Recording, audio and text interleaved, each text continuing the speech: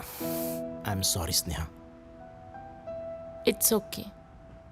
पण याआधीसुद्धा तुझे personal problem discuss केलेत ना आपण, म्हणून विचारते. काय झालंय? बाबांचा फोन का घेत नाहीयेस तू? मला नाही बोलायचं त्यांच्यासोबत. पण का? मी त्यांना सांगितले मी जॉब सोडलाय आणि मला त्यांनी बोलावले. ते आता माझी समजूत काढणार.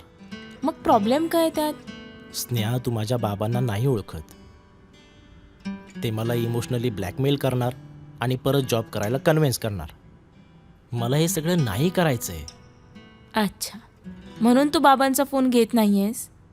पण तुला काय वाटतं, अशाने तुझा प्रॉब्लेम सुटेल? कदाचित. म्हणजे ते दिवसभर मला फोन करतील आणि मी नाही उचलल्यावर कंटाळून नाही करणार परत. योगेश, तुझा हाच प्रॉब्लेम आहे. तू ना नेहमीच प्रॉब्लेम्सपासून, परिस्थितीपासून पळत असतोस. पण आता थांबतायत ना प्रॉब्लेम्स.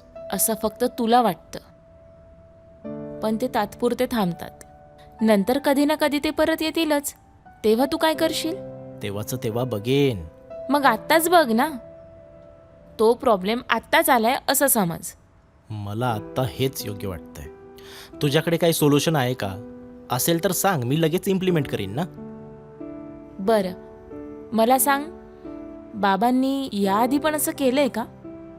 बऱ्याच वेळा. ते नेहमीच असे वागतात. त्यांचा ना मला स्वभावच कळत नाही.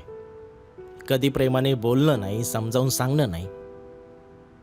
एकदा ना त्यांनी मला कॉलेजला सिगारेट ओढताना पाहिलं.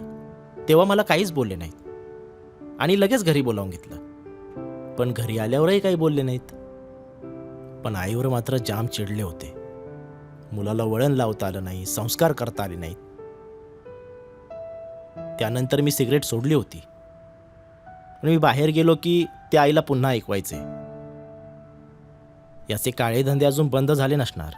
हा अजूनही सिगरेट ओढत असणार. सारखी कटकट घालायची आईभोवती. याने ना आई अजून चिडायची. ती माझ्याशी यामुळे कधीच बोलायची नाही.